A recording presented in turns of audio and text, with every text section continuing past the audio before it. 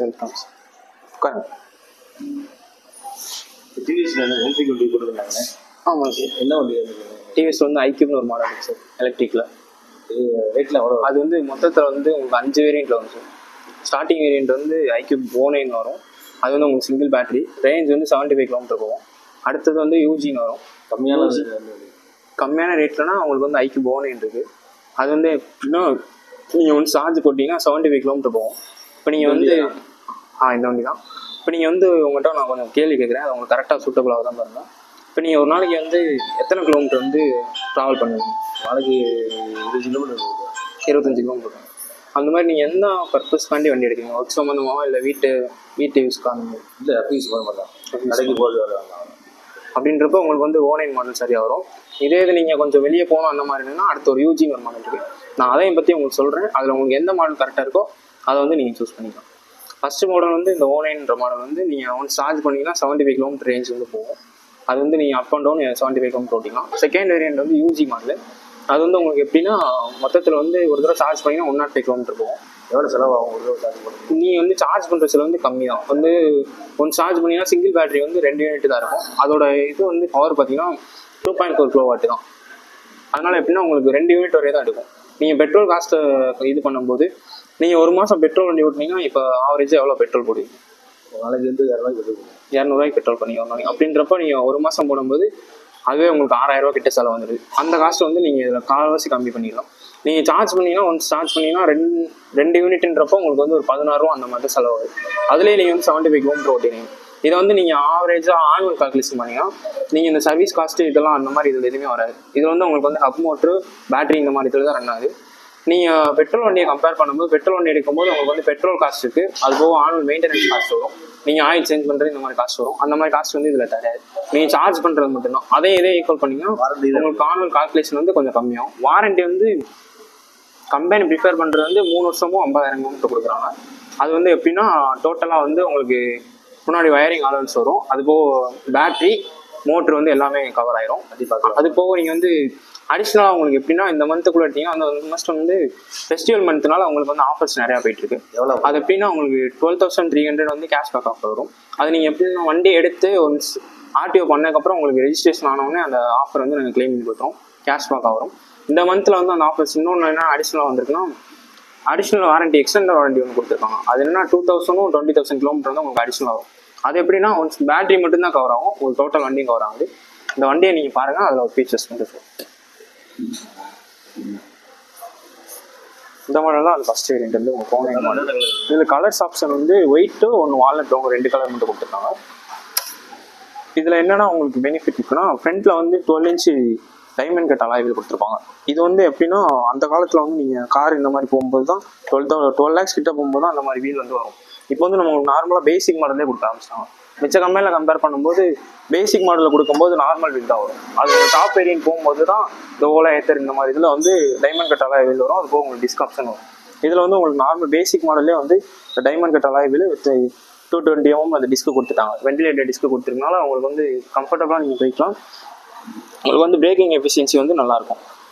அதுபோக ஃப்ரண்ட்டில் வந்து இந்த லைட்டிங் கொடுத்துருப்பாங்க. இங்கே வந்து எல்இடி டிஆர்எல் கொடுத்துருப்பாங்க. அதுபோக ஹெட்லாம்ப் வந்து உங்களுக்கு யூ ஷேப்பில் கொடுத்துருப்பாங்க. இது மெயினாக நீங்கள் வந்து பர்பஸ் வந்து நைட்டில் ஓட்டும் போது வந்து உங்களுக்கு வந்து பிரைட்னஸ் வந்து நல்லாயிருக்கும். இது எல்இடினால உங்களுக்கு வந்து பவர் கன்சம்ஷனும் அவ்வளோ இருக்காது, உங்கள் பேட்டரி வந்து சேஃபாக இருக்கும். அதுபோக இங்கே முன்னாடி வந்து பார்த்தீங்கன்னா உங்களுக்கு வந்து ஃபுல்லி வந்து எல்சிடி கிளஸ்டர் தான் கொடுத்துருப்பாங்க. ஃபுல்லி எல்சிடி கிளஸ்டர் கொடுத்துருக்கனால உங்களுக்கு வந்து விசிபிள் வந்து நல்லாயிருக்கும். இதில் என்னென்னா ஆப்ஷன்னா 2 மோட் ஆப்ஷன் வந்துடும் உங்களுக்கு. Economy mode, power mode 2 option வந்துடும். நீங்கள் எக்கனாமியில் போகும்போது வந்து ஆவரேஜாக ஸ்பீடு வந்து ஒரு 40 to 45 வரையே போய்க்கலாம். அதிலே போனீங்கன்னா 75 கிலோமீட்டர் வந்து ஃபுல்லாக கெயின் ஆகும். அதே இது வந்து பவர் மோடு ஆப்ஷன் மாற்றிக்கலாம். மோடு வந்து நீங்கள் அதை ப்ரெஸ் பண்ணாலே மாறிடும். பவர் மோடில் போகும்போது வந்து உங்களுக்கு வந்து டாப் ஸ்பீடு நீங்கள் அச்சீவ் பண்ணிக்கலாம். 75 கிலோமீட்டர் வரையும் அது டாப் ஸ்பீட் போகும். அப்படின்றப்போ உங்களுக்கு வந்து கொஞ்சம் வந்து மைலேஜ் டிஃப்ரென்ஸ் இருக்கும்.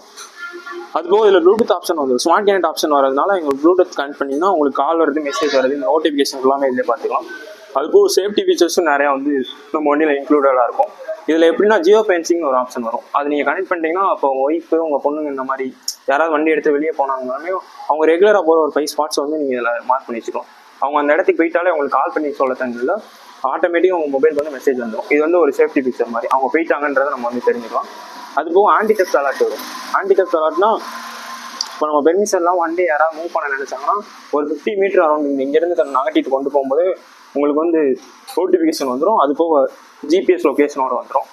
அது போக கிராஷ் அலர்ட் வரும். கிராஷ் அலர்ட்னா இப்போ நீங்கள் வண்டியில் போயிட்டு இருக்கீங்க, சடனாக ஒரு இடத்துல நீங்கள் வண்டி சாஞ்சிருச்சு, யாராவது கொண்டு போய் போட்டுட்டாங்கனாலும் ஒரு 120 செகண்ட்ஸில் வந்து நீங்கள் ஒரு 2 நம்பர் எமர்ஜென்சி நம்பர் ஸ்டோர் பண்ணிப்பீங்க, அவங்களுக்கு வந்து மெசேஜ் வந்துடும். அதுபோக இதில் ட்ரிப் 3 ஆப்ஷன் வரும். இது நம்ம ரைடிங்க்கு ஏற்ற மாதிரி நம்ம வந்து அட்ஜஸ்ட் பண்ணிக்கலாம். முன்னாடி வந்து உங்களுக்கு அது போக வந்து சேஃப்டிக்கு அசால் லேம்ப் கொடுத்துருக்காங்க. இது எப்படின்னா நீங்கள் நைட்டில் இந்த ஓரமாக நிற்கும் போது அந்த இடத்துல நீங்கள் அசால் லேம்ப் போட்டுக்கிட்டிங்கன்னா உங்களுக்கு வந்து சேஃபாக இருக்கும். யாராவது பின்னாடி கார் இந்த மாதிரி இருந்தாலுமே ஒதுங்கி போயிடும். அது போக இதில் என்ன ஆப்ஷன்னா ஃபார்வர்ட் ரிவர்ஸ் பார்க்கிங் ஆப்ஷன் கொடுத்துருக்காங்க. கியூ பார்க் அசிஸ்ட் கொடுத்ததுனால நீங்கள் பார்க்கிங் இந்த மாதிரி இடத்துல நிப்பாட்டும் போது நீங்கள் பின்னாடி எடுத்துக்க ஈஸியாக இருக்கும். இதை எங்கேஜ் பண்ணுறது வந்து ஒன்ஸ் நீங்கள் இதை லாங் ப்ரெஸ் பண்ணிங்கன்னா இது எங்கேஜ் ஆயிரும். ஃபார்வர்ட் ரிவர்ஸ் ஆப்ஷன் வரும். மறுபடியும் இதை கிளிக் பண்ணிங்கன்னா வந்து ரிவர்ஸ் ஆப்ஷன் வந்துடும். இது வந்து எப்படின்னா ஸ்பீடு வந்து ஒரு லிமிட் தான் கொடுத்துருப்பான். நீங்கள் ஃபார்வர்ட் போகும்போது 10 கிலோமீட்டர் ஸ்பீடு அந்த இதில் போகும் ரேஞ்சில், பின்னாடி வந்து 3 கிலோமீட்டர் அந்த ஸ்பீடில் தான் போகும். மறுபடியும் நீங்கள் நார்மல் ஆகும்னா லாங் ப்ரெஸ் பண்ணிங்கன்னா நார்மல் டிஸ்பிளே வந்துடும்.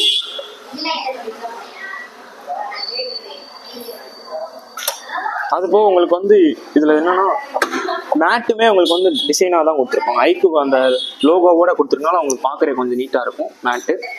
அதுபோக சார்ஜிங் சாக்கெட் வந்து உங்களுக்கு சார்ஜ் போகிறதே ஈஸி தான். மிச்ச வண்டி மாதிரி பின்னாடி ஓப்பன் பண்ணி அந்த மாதிரி கொடுத்தாலும் இதில் வந்து உங்களுக்கு இங்கே எதிர்த்து இருந்தால் இங்கேயே வந்துடும், ஃபர்ஸ்ட்லேயே வந்துடுறதுனால நீங்கள் ஈஸியாக சார்ஜ் பண்ணிக்கலாம். அதுபோக சார்ஜிங் கேபிளுமே நீங்கள் நார்மலாக வீட்டில் யூஸ் பண்ணுற ப்ளக்கு அந்த மாதிரி தான் இருக்கும்.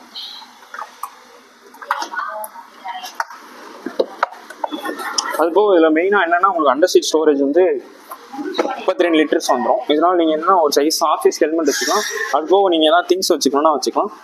உங்களுக்கு சார்ஜிங் இதுவுமே வந்து நம்ம வீட்டில் போகிற 3 பின் பாயிண்ட் வரதுனால நீங்கள் நார்மலாக வீட்டிலேயே போட்டுக்கலாம். அதுபோக இந்த வயரிங்கும் லென்த்தாக இருக்கும். நீங்கள் வீட்டிலேருந்து வெளியே வரைக்கும் சேஃபாக கொண்டு வந்து போட்டுக்கலாம்.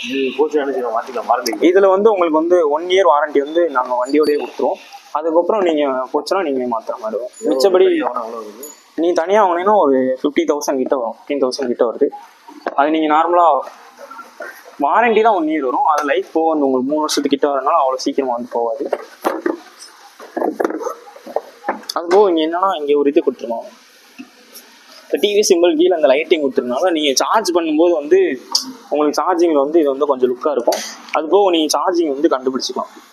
இது பிளிங்காக எரியும். ஃபுல் சார்ஜ் ஏனோடனே உங்களுக்கு வந்து லைட் வந்து எரிஞ்சிட்டு இருக்கும். இதை வச்சு நீங்கள் சார்ஜிங் ஸ்டேட்டஸ் வந்து பார்த்துக்கலாம். அதுபோக இதில் வந்து மிச்ச வண்டியை கம்பேர் பண்ணும்போது இதில் வந்து பிஎல்டிசி ஹப் மோட்டர் தான் கொடுத்துருக்காங்க. இதனால் என்னென்னா பிரஷ்லெஸ் கரண்ட் அந்த மோட்டர் தான் கொடுத்துருக்காங்க. மிச்ச வண்டியில் வந்து நார்மலாக அந்த பெல்ட் ட்ரைவில் ஓடுறதுனால உங்களுக்கு இப்போ அவங்க ரேஞ்ச் வந்து ஒரு 100 கிலோமீட்டர் சொன்னாங்கன்னா அந்த பெல்ட்டில் ட்ராவல் ஆகும்போது ஒரு 20 கிட்ட பவர் லாஸ் ஆகும். அதனால் 80 தான் கிடைக்கும். இதில் வந்து ஹப் மோட்டர் தான் கொடுத்துருக்காங்க. அதுவும் பிரஷ்லெஸ்னால உங்களுக்கு வந்து அவ்வளோ வந்து செலவு வராது, மெயின்டெனன்ஸ் வராது. அதுபோக 100 கிலோமீட்டர் ரியல் ரேஞ்ச் தான் உங்களுக்கு அந்த 100 கிலோமீட்டர் வந்து ரியலாகவே கிடைச்சிடும். ஸோ வண்டி வேணால் டெஸ்ட் பண்ணி பார்ப்பீங்க ஒருத்தர்.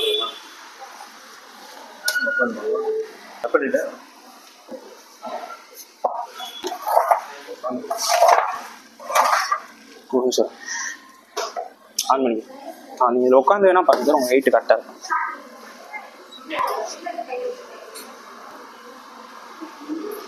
வெயிட் உங்களுக்கு கம்ஃபர்டபுளாக இருக்காது. ஸோ அவங்க டெஸ்டட் வண்டி இருக்குது, நீங்கள் அதை ஓட்டி பாருங்கள். ஓட்டி பார்த்துட்டு உங்களுக்கு கம்ஃபர்ட் எப்படி இருக்கும் வெளியே.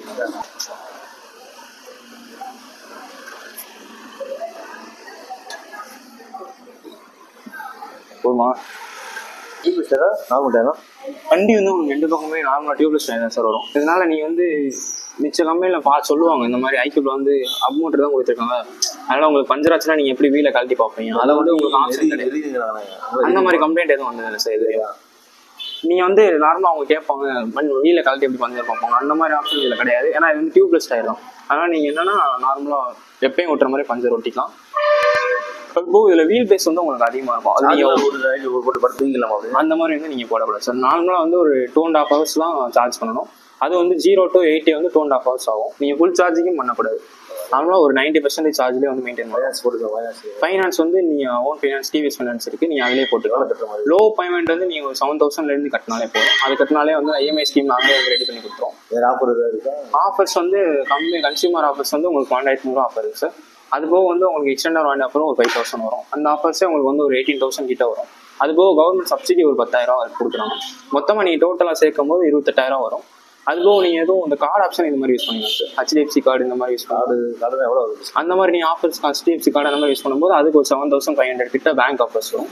அது நீங்கள் டோட்டலாக ஈக்குவல் பண்ணிங்கன்னா ஒரு 35,000 கிட்ட உங்களுக்கு ஆஃபர்ஸ் ஆஃபர். இந்த ஆஃபர்ஸ் வந்து ஃபெஸ்டிவல் ஆஃபர் இந்த மந்த் வரையும் இருக்குது சார். இந்த மந்த்துக்குள்ளே நீங்கள் வந்து இதை யூஸ் பண்ணிக்கலாம். இது புக்கிங் பண்ணுமா? பண்ணிக்கலாம் சார். Okay sir.